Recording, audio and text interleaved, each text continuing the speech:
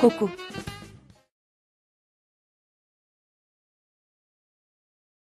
Every year we consume more than 150 million litres of tomato ketchup. And although there are over 50 delicious kinds of ketchup, there's a 50% chance that your favourite brand is Heinz.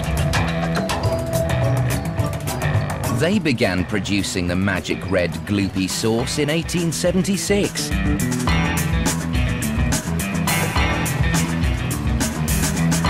In short, they've had 130 years to perfect the stuff.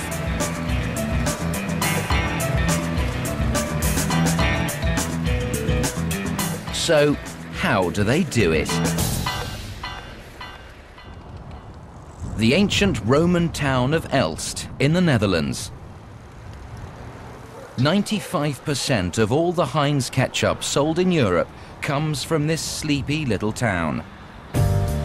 And it all starts with one of these foiled bags. Each bag contains 1,200 kilograms of tomato paste. But how do they turn plain crushed tomatoes into tomato ketchup? Remarkably, most people who work for Heinz haven't the slightest idea. There's only 8 people in the world that know the recipe, and even I don't know the recipe. Well, we can now reveal that the tomato paste is squeezed into large vats and mixed with vinegar, sugar and salt.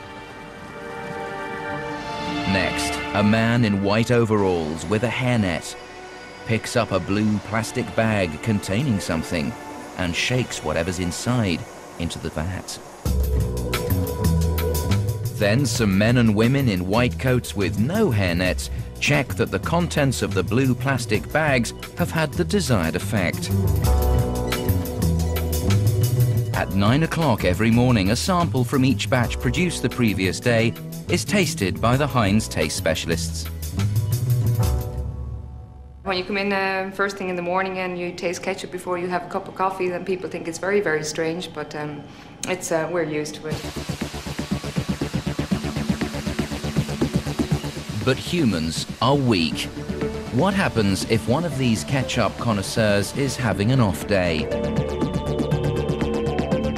At Heinz, there's no room for human error.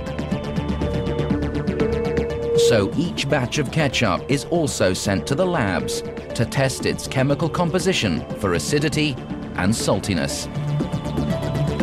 If a batch doesn't pass muster, it's rejected and binned. But there's one more bridge the ketchup must cross. In these health and safety conscious times, it was almost inevitable.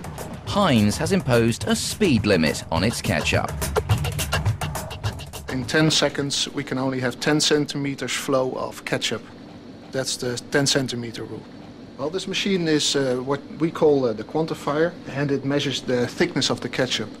The velocity of ketchup is a huge worry.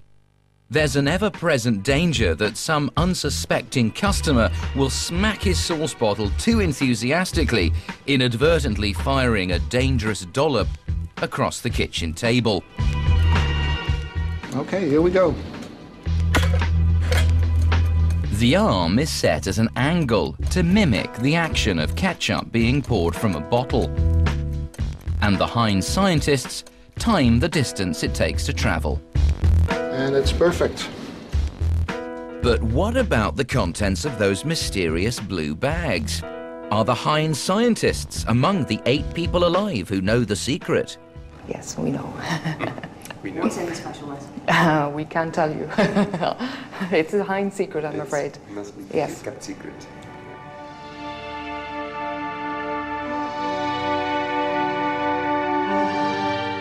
Finally, the ketchup is ready to go into the bottles.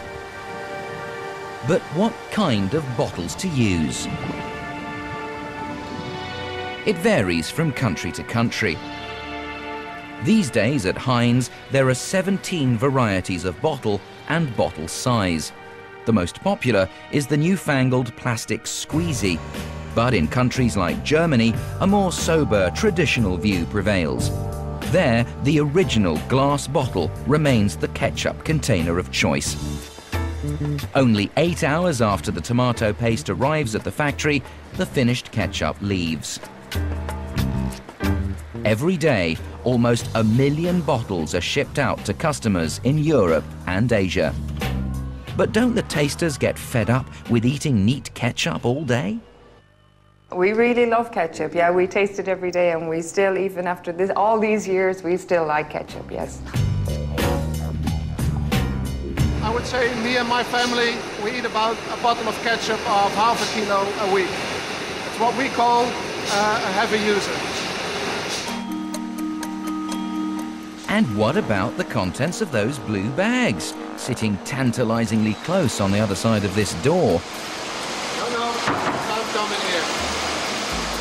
Only the 8 will ever know. Oh well.